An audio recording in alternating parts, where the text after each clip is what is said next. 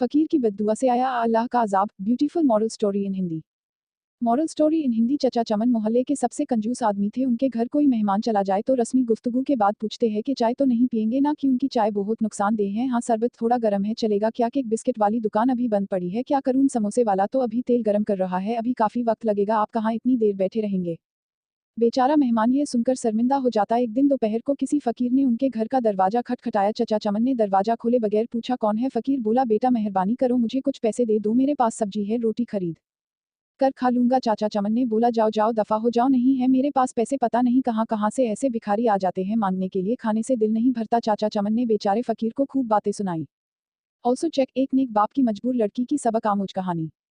Moral story in Hindi. फकीर मायूस हो गया, आखिर उसकी जुबान से बद्दुआ निकली, अल्लाह तुझे हमेशा खाने से दूर रखे, तू भी कुछ ना खा सके। इतना कहकर वो फकीर वहां से चला गया। कुछ दिन बाद चचा चमन के पेट में शदीद दर्द उठा। दर्द इतना शदीद था कि वो तड़प उठा। घर वाले उनको हॉस्पिटल ले गए। हॉस्पिटल में चचा चमन के मुख्तलिफ टेस्ट हुए, आखिर पेट के दर्द का पता चल गया।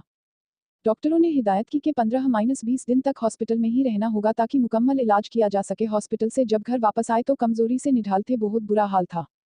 कोई चीज हजम नहीं होती, दही भी कहते तो उल्टी हो जाती। डॉक्टर के पास जाते तो वो कहता कि शायद आपने बद परहेजी की है। टेस्ट करवाते तो सब ठीक आता। दवा बाकायदगी से इस्तेमाल करने के बावजूद तबीयत संभलने में नहीं आ रही थी, रंग पीला पड़ गया था, थोड़ा सा खाने से भी उल्टी हो जाती। चचा चमन की रातों की नींद उड़ चुकी थी, उनको मौत का खौफ होने लगा।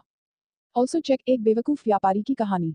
Moral story in Hindi. सोचते सोचते उन्हें नींद आ गई। ख्वाब में देखा कि पुलाव की देग के पास बैठे हैं, वो सबको चावल बांट रहे हैं। सुबह उठकर चचा चमन ने घर वालों को अपना ख्वाब सुनाया तो उन्होंने मशवरा दिया कि गरीबों को खाना खिलाओ। चचा चमन ने खेरो बावर्ची को बुलवाया और उससे पूछा कि पुलाव की 10 किलो की देग पर कितना खर्चा आ जाएगा। बावर्ची ने खर्च बताया। चचा चमन 10 किलो की देग पर होने वाले खर्च का सुनकर बड़े परेशान हुए, लेकिन फिर सोचा कि शायद खैरात करने से मैं ठीक हो जाऊं।